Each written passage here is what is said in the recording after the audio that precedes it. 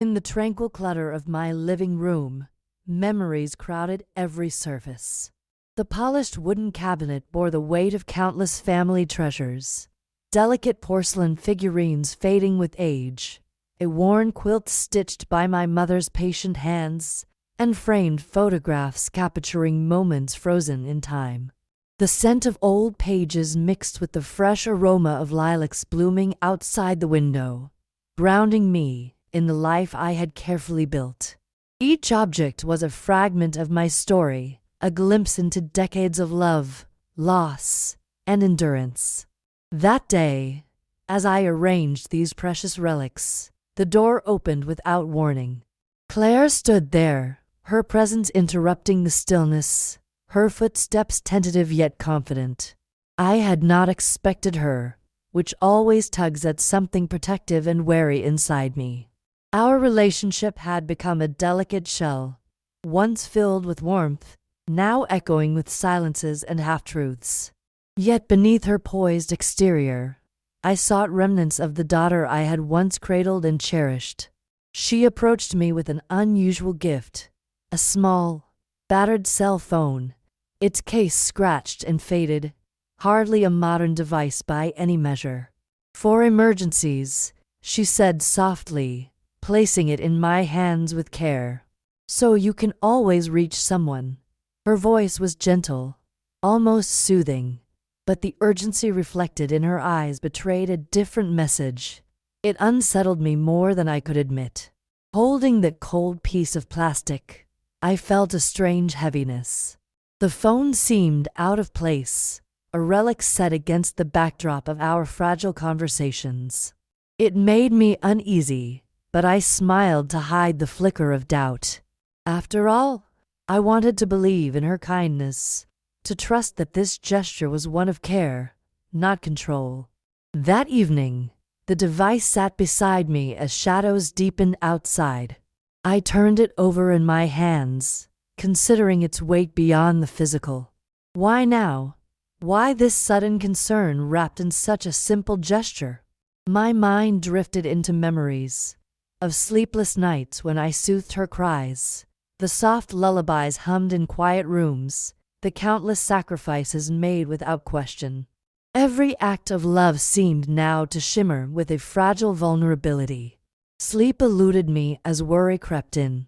The silence of my home, once a balm, felt oppressive. An invisible tension slowed my breath. My heart beat a rhythm of doubt and sadness. I remembered the promises embedded in our shared past, the foundation I had laid for my daughter's future. But those promises felt fragile, as if they could be broken without warning. Then came the harsh revelation. The house I had poured my life into, the walls that held echoes of our family's laughter and tears, was at the center of a secret negotiation. Claire, the same daughter whose hands had held mine in comfort, was entangled in plans to sell the home I called sanctuary. The news crashed over me like a wave, each detail deepening the wound. I struggled to understand how the daughter I loved could participate in such cold calculations. There was Tom, her husband, whose whispered ambitions and greed had poisoned her heart against me. Together, they had conspired in shadows, plotting to claim what I had earned over a lifetime as though it were theirs for the taking. The first time I glimpsed their deceit, I felt a shattering blow. I was no longer the mother at the center of this family, but a discarded obstacle. Their laughter echoed in hidden corners, sharp and cruel, nibbling away at the tender remnants of trust I had nurtured. It felt as though my very essence was being chipped away, replaced by a bitterness that stung sharper than any betrayal I had known. Yet beneath this agony, a slow burning fire kindled. I was wounded, yes, but not undone. The pain sharpened my awareness, awakened a resilience that had lain dormant beneath years of quiet patience. The cell phone I had once regarded with suspicion became a tool, a silent weapon in this unspoken battle. I would listen when they thought I was oblivious, gathering whispers into weapons, secrets into shields. Late into the night, I wrestled with my turmoil. I questioned every smile shared, every embrace given, every moment of quiet pride in my daughter's growth.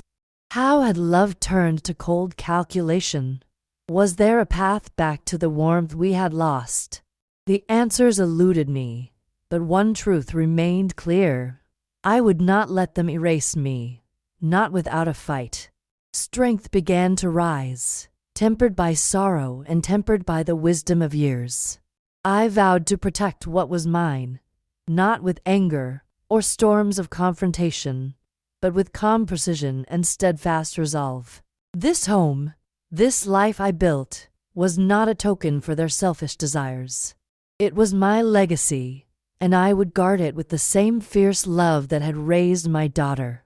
As I lay awake amid the quiet hum of night, I repeated a promise to myself, carved quietly into my heart.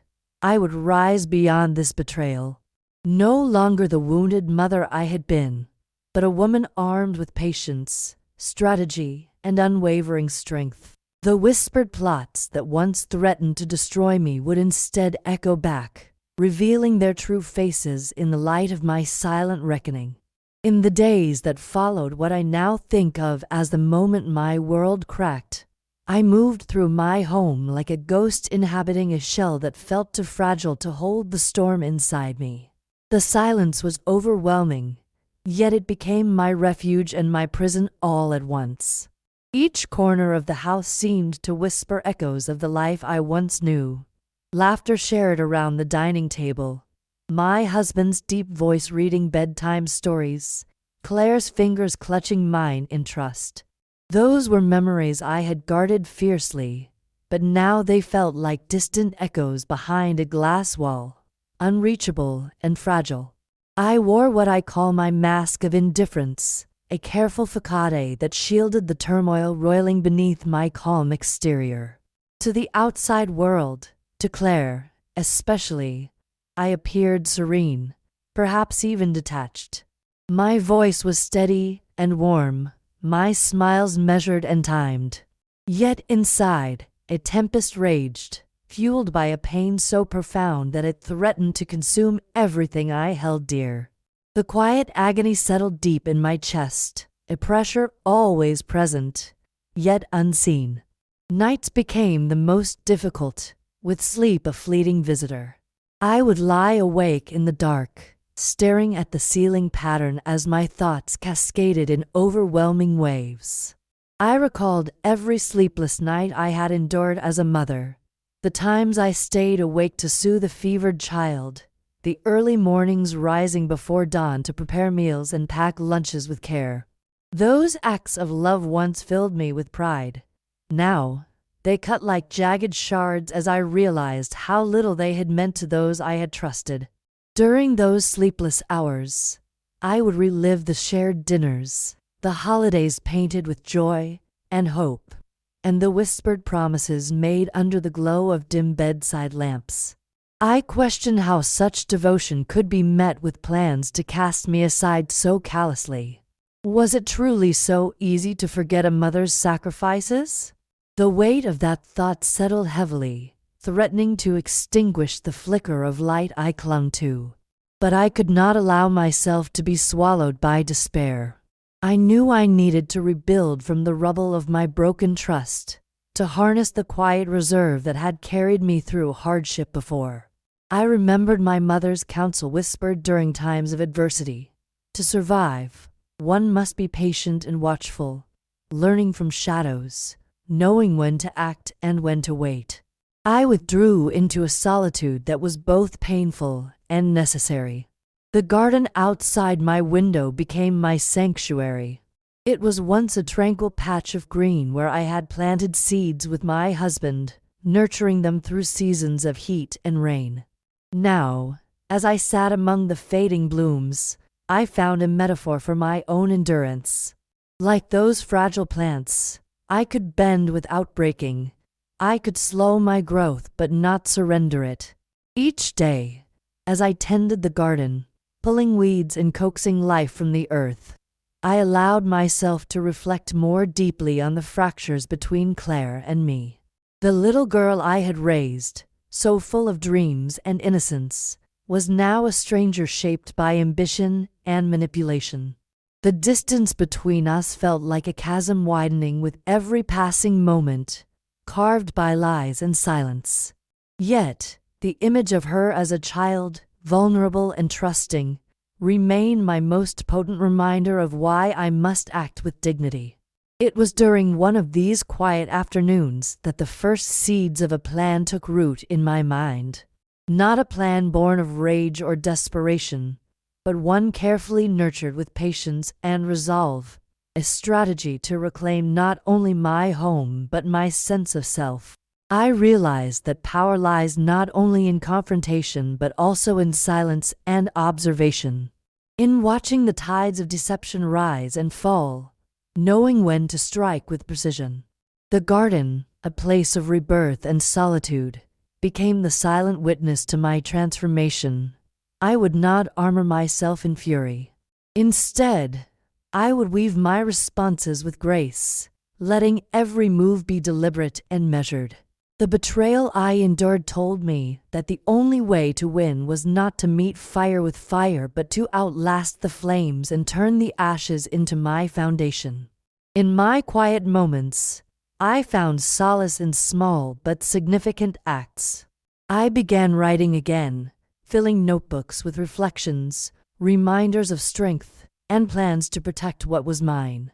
I scoured books on property law and wills, seeking to arm myself not with bitterness, but with knowledge.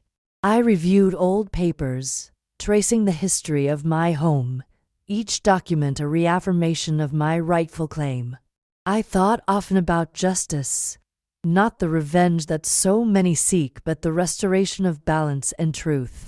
I reminded myself that every tear shed, every silent moment I endured, was folded into the fabric of my resilience. The burden of betrayal was heavy, but I would carry it in a way that honored the love I still held, despite the pain of its loss. Through it all, I quietly observed Claire from a distance, aware of her movements and choices but careful not to reveal my growing strategy. She and Tom remained unaware that I could listen without being seen, that the small cell phone, their gift, had become a covert line of truth, a way to record and remember, to gather facts that they believed were theirs alone to manipulate. Each day I learned more, piecing together the threads of their plans with careful patience.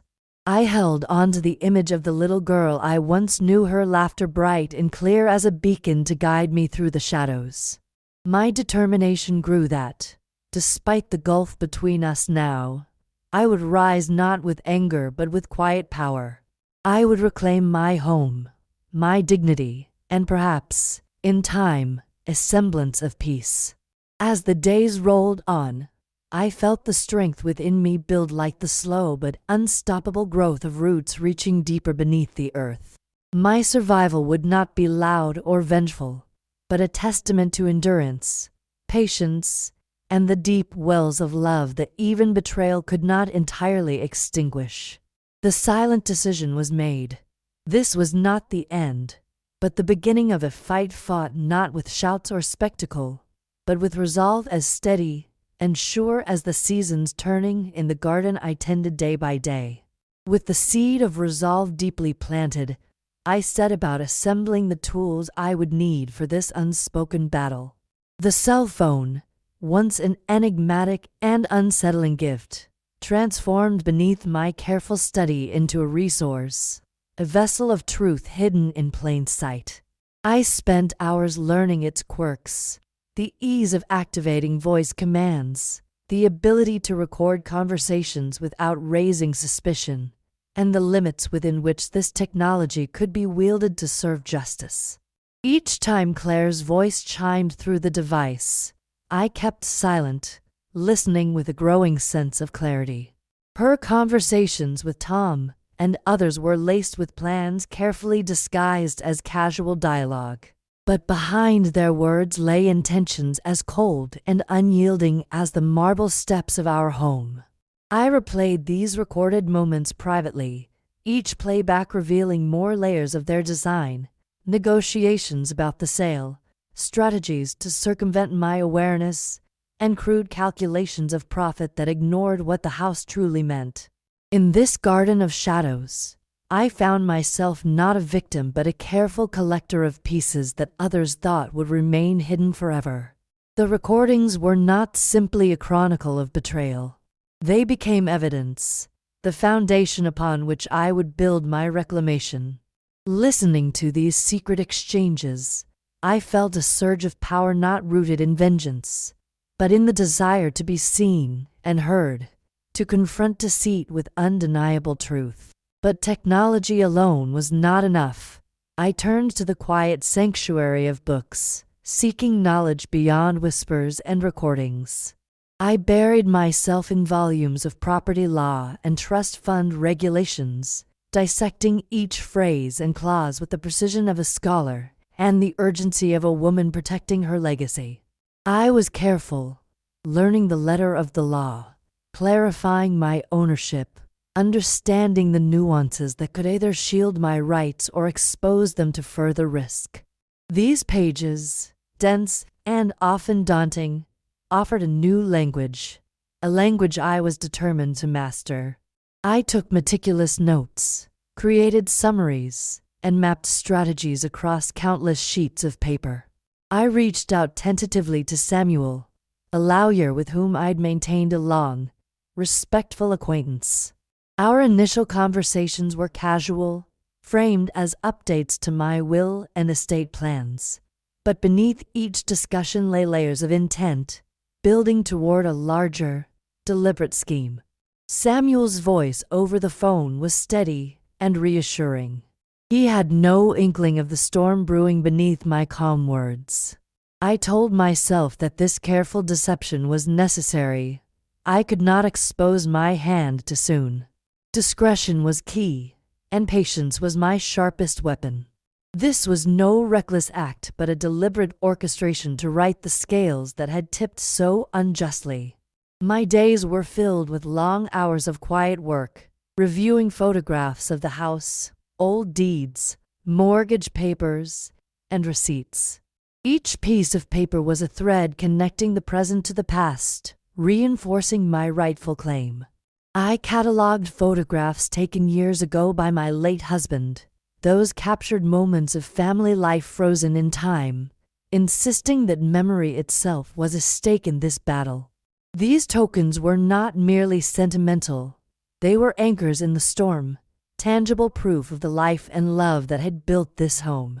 All the while, Claire and Tom carried on with their plans, unaware that their steps were being traced with care.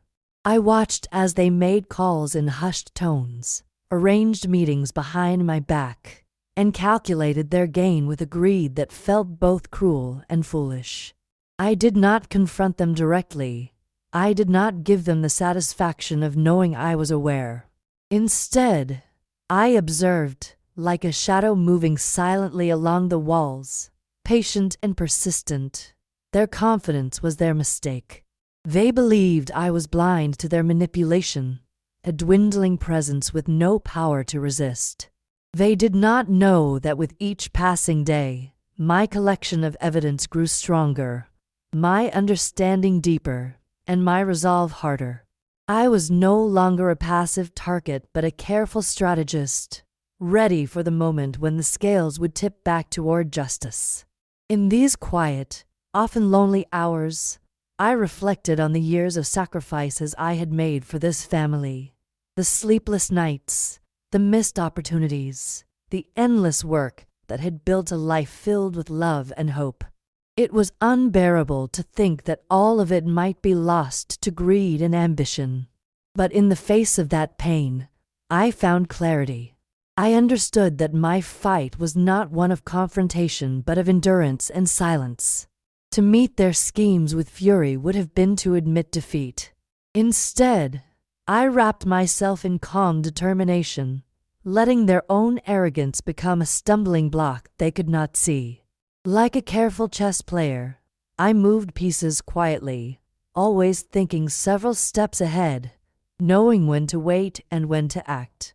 The evidence I gathered was not limited to words and papers. I photographed texts and emails, screenshots of conversations that showed the cold exchange of intentions. I reached out to a trusted friend who would stand as a witness to my preparations, someone who understood the value of discretion and the power of truth. These steps were taken quietly, away from prying eyes, ensuring that when the time came, I would have witnesses who could bear testimony to my cautious but resolute campaign.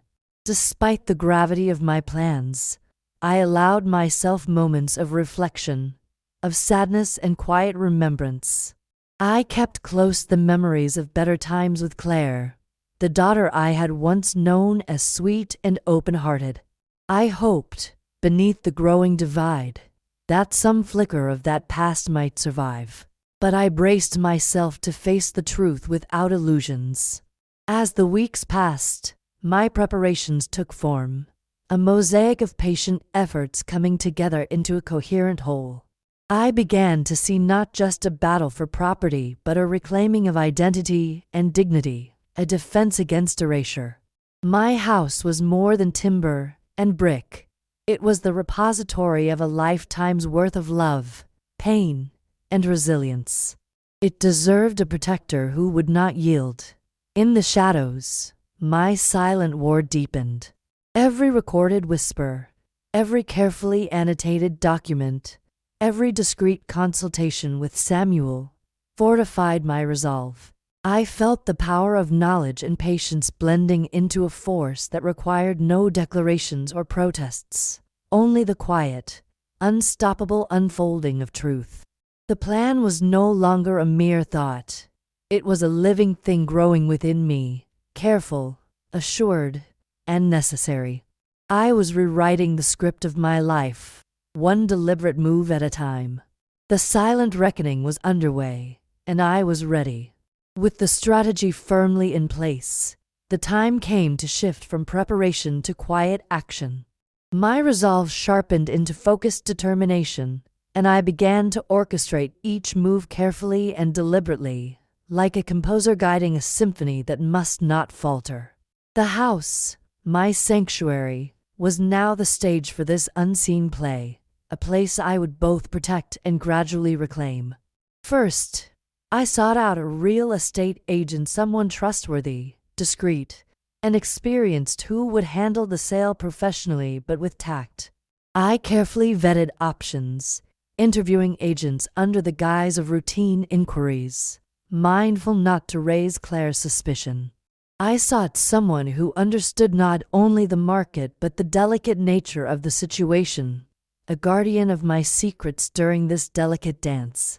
Finally, I selected a woman named Grace, whose reputation for confidentiality and professionalism was impeccable. When I entrusted her with the task, I was meticulous in outlining my expectations. The sale must proceed quietly, with no unnecessary advertisements or disturbances, and all offers were to be directed exclusively to me. Grace's calm, assured demeanor gave me comfort, her understanding eyes reflecting the gravity of my mission without needing many words. As arrangements were set in motion, I began the task of preserving the intangible, the memories woven into the very fabric of the home. The piano, a gift from Claire's grandfather, stood majestic yet fragile in the corner of the living room. Its worn keys held decades of melodies, lullabies, and celebrations.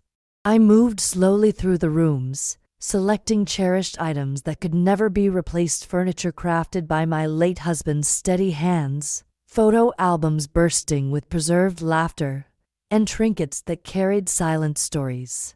Each morning, I boxed these treasures with reverence, wrapped carefully in layers of newspaper and cloth, stacking the boxes neatly in my study, preparing to move them to a place only I would know. To Claire and Tom, these might seem like simple objects, meaningless in the face of their schemes. To me, they were fragments of a life, pieces of an identity that no transaction could erase. In the background, the small cell phone continued its silent work. I captured conversations, some of them thinly veiled threats disguised as casual remarks, others outright admissions of their selfish aims. Each recording was a thread in the fabric of their treachery, evidence mounting steadily, waiting for the right moment to be revealed. The tension was palpable beneath the surface of daily interactions. Claire remained unaware of my growing autonomy. She flitted through the house with feigned charm during her visits, her conversations coated in casual deceit. Tom's presence was felt in the background, his influence lingering like a shadow shaping her decisions. Yet, I held my peace. Behind my measured, quiet exterior lay a mind calculating every risk, weighing every move. I refused to be baited into confrontation, knowing that their confidence thrived on my apparent ignorance. My silence was a shield, absorbing their attacks and reflecting their own duplicity back upon them. It was a delicate balance, maintaining composure while the storm brewed quietly beneath. As paperwork for the sale moved through the process, I maintained control over the details, insisting on transparency and legal oversight. My lawyer, Samuel, was an invaluable ally. He navigated the labyrinth of real estate law with careful precision, ensuring that no loophole could be exploited by my daughter or her husband. Each contract was scrutinized, every clause negotiated until it aligned strictly with my interests. The mounting urgency became a storm building on the horizon. I felt it in the weight of my days, in the restless pacing of my thoughts. I was not merely parting with a house. I was reclaiming a fortress of memory and identity. To facilitate the sale, I moved discreetly, always a step ahead, balancing legal necessity with emotional considerations. The day I signed the final documents, an ache settled deep within me, a mingling of relief and sorrow. As I handed over the papers to Samuel, I was aware that this wasn't just a transaction. It was a pivotal moment in my life's narrative. I was relinquishing control over the physical space, yes, but reclaiming ownership of my story, my dignity, and my future. Despite the weight of this act, I maintained a composed exterior. There was no room for tears or anger in that moment, only a quiet strength born of years of endurance. The ink on those documents symbolized more than property rights. It marked the end of one chapter and the determination to write the next on my own terms.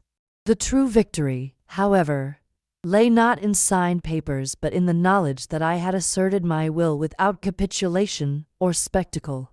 I had built a fortress not of walls alone, but of patience, clarity, and unyielding resolve. The battle was far from over, but I had taken the reins, guiding the course of unfolding events with grace. While the house moved out of my immediate control, the memories it held remained protected within me. The packed boxes of heirlooms and photo albums waited in a secure place known only to me, safe from the schemes attempting to strip them away. Each morning, as the sun filtered through the curtains, I reminded myself of what truly mattered, the story that could never be sold or severed. Even as the deal was finalized and the keys prepared to exchange hands, I remained vigilant. Claire's plans held no sway over my heart's claim on the past forged by decades of love and sacrifice. The cocoon of betrayal that had once threatened to consume me was unraveling, replaced by a steady flame of empowerment. In those quiet days of apparent surrender, the threads of my silent revenge wove themselves tighter. I waited for the right moment to reveal the truth, knowing that patience would outlast impulsive greed. The final act was yet to come, and I would face it with a calmness that concealed the depth of my strength. I no longer feared the past. I held it close, tucked beneath layers of quiet dignity and fierce protection. This was my home, my legacy, and nothing could erase what I had built or who I had become. The storm would break soon, but when it did, I would be ready. But even as I moved through these days marked by careful planning and quiet strength, moments of solitude brought the familiar pangs of loss. There were mornings when the stillness felt too heavy, where memories pressed against the fragile walls of my composure. I found solace in the small routines, brewing tea just the way my husband liked it, tending to the garden he had once cherished, quietly singing lullabies to the house itself as if the walls could absorb my whispers of hope. On nights when sleep refused to come, I would gaze out the window into darkness and reflect upon the transformation time was crafting within me. The betrayal that threatened to shatter my heart had instead become a crucible where resilience was forged anew.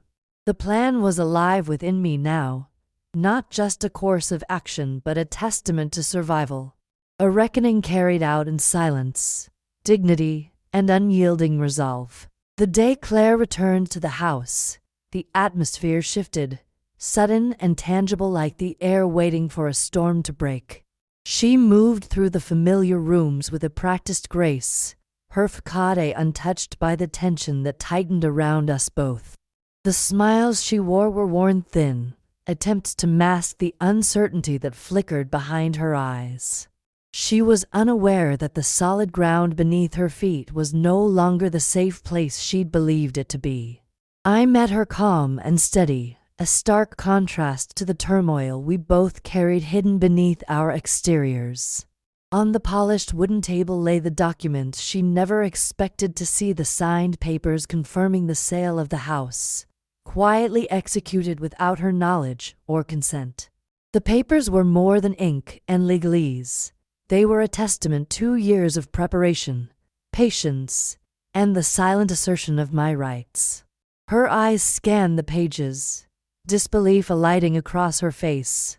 How could this happen without me? She whispered, her voice cracking under the weight of shock and betrayal. This isn't fair. You can't do this. We had plans. I held her gaze without hesitation, letting the calm in my voice contrast with the storm inside her. This home was never yours to take, Claire. It stands as a testament to all that was built with love and sacrifice, a legacy you chose to undermine with your ambitions. The silence that followed was heavy and electric, charged with all the unspoken grief and anger between us. Then, as if to shatter whatever thin walls of denial remained, I played the recordings, the unmistakable voices of Claire and Tom, speaking in hushed tones of schemes and profit, their true intentions laid bare by the technology I had turned into a tool of justice. The words echoed through the room, relentless and clear. Her carefully constructed mask faltered, emotions flitting across her features in rapid succession: shock, anger, pain, and a faint, fleeting remorse. Why would you do this to me? She demanded, her voice trembling with a mixture of accusation and desperation. We're family. I thought you cared. I cared too much to be blind, I replied steadily. Love without truth is a fragile shell. You chose your path over us, over the respect and gratitude you owed. This was never about revenge. It was about preserving what is rightfully mine, about standing for the dignity I earned. Her fury unleashed then, sharp and frantic. You think this makes you strong? This betrayal, she broke off, the words swallowed by rage. You've destroyed everything between us. I didn't respond to anger with anger. Instead, I let the weight of years speak through my silence, the sleepless nights, the unwavering support, the sacrifices made quietly and without complaint. I spoke firmly, with the quiet authority of one who had endured. What I destroyed was the illusion. What remains is truth. And you will have to live with the choices you made. She turned away, pacing the room like a captured storm, her protests dissolving into bitter whispers. I watched her, not with pity, but with the sober understanding that sometimes love turns to cold necessity when trust is broken beyond repair. We stood separated by a widening gulf, bridged only by shared history now tainted by betrayal. Yet, beneath the pain, the exchange was transformative, a reckoning carved in silence and strength. When Claire finally left, the house seemed to exhale, as if relieved that the secret was no longer hidden, that the truth had claimed its rightful place. Alone, I moved through the spaces that had once held laughter and light. Each room carried the ghosts of better days, the sound of a child's laughter, the warmth of shared meals, the quiet comfort of family. These echoes now served as my fortress, reminders that no scheme could truly erase the past or the love embedded in every corner. In the softness of solitude, I allowed grief its due, yet refused to let it define me. The path to empowerment was steep and slow, but each moment of reflection fortified my spirit. I fed on the resilient threads woven into my past, the nights spent consoling a daughter's fears, the steady hands that labored without complaint, the silent prayers whispered in pain. In this space between loss and renewal, I found peace not in vengeance, but in the justice of truth. The victory was not loud or triumphant. It was the silent reclaiming of my dignity, the quiet assertion of my worth. I had stood firm when they believed me broken, proving that strength can be soft yet unyielding. The house remained a sanctuary, not because of its walls or roof, but because it was alive with the memory of love and sacrifice. I tend to it daily, nurturing the garden my husband once cared for, allowing the blooms to remind me that even in barrenness, life finds a way. The betrayal left scars, yes, but it also kindled a flame of fierce resolve. I was no longer the woman hurt onto silence. I was a woman reborn in the crucible of pain, steady and serene. This quiet power would see me through whatever came next. Standing by the window, watching the fading sunlight bathe the garden in gold, I whispered an oath not just to the house, but to myself. I will live on my terms, unbowed by betrayal, guided by strength born in silence. Every whispered plot, every hidden plan is but an echo that fades before the quiet truth I bear within me. Weeks slipped gently into months, and the house that once bore the weight of whispered betrayals began to pulse with a quiet renewal. Claire and Tom's retreat left a space that was neither empty nor hollow, but pregnant with possibility, a sanctuary reclaimed not merely through law or contracts, but through the resilience embedded in years of living and loving within its walls. The echoes of past laughter still lingered softly, weaving through the rooms like threads of light catching on dust. I moved through the house with tenderness and purpose, treating each room as a sacred space where memories breathed freely. The piano's keys, though silent now, held songs waiting to be played once more, melodies that spoke of lullabies and celebrations, of times when hope was simpler and trust unbroken. The photo albums I carefully boxed brimmed with captured smiles and quiet moments, fragments of a life stitched together with love and sacrifice. I wrapped each item with reverence, knowing that while others might see mere objects, I saw the beating heart of a legacy no paper could convey. The garden outside bloomed under my care, tender shoots pushing through the earth where my husband's hands once coaxed life from the soil. In tending to the roses and the lilacs, I found a ritual of healing. Each carefully pruned branch and weed pulled was an act of reclaiming, a metaphor for my own resilience. Life, I reminded myself, finds a way even through barrenness and neglect, and so would I some mornings. The stillness pressed heavily against me, memories pressing close like a quiet ache. But I nurtured those moments of grief as I would any wildflower, giving them space without letting them overrun the fields of my renewed strength. I learned that sorrow and empowerment are not opposites but threads woven together in the tapestry of survival. Each day grounded me further in the truth that my victory was neither loud nor ostentatious. It was a victory forged in silence, in the patient weaving of facts and evidence, in the quiet assertion of dignity lost and regained. I stood strong not because the fight was easy, but because the wounds I carried were reminders of a battle fought with grace rather than fury. The house itself seemed to breathe again, alive with the history I protected and the promise I claimed. It was more than shelter. It was a testament to endurance, a container of whispered prayers and unspoken hopes.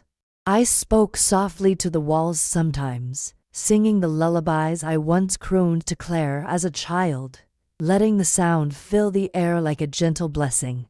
As evening shadows stretched long across the garden, casting the world in hues of gold and amber, I found myself standing by the window, watching life unfold with renewed clarity.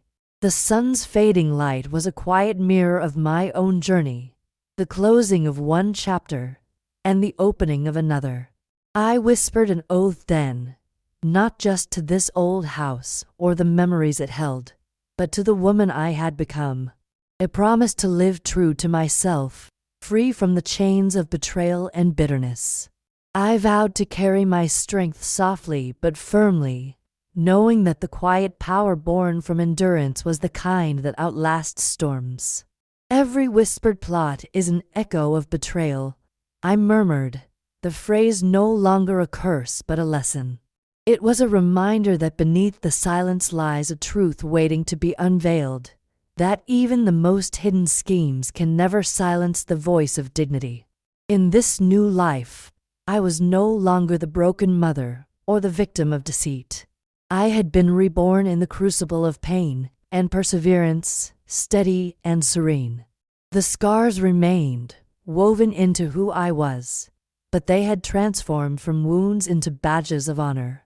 And as night settled softly beyond the window, I felt an unshakable peace. The past could no longer hold me captive.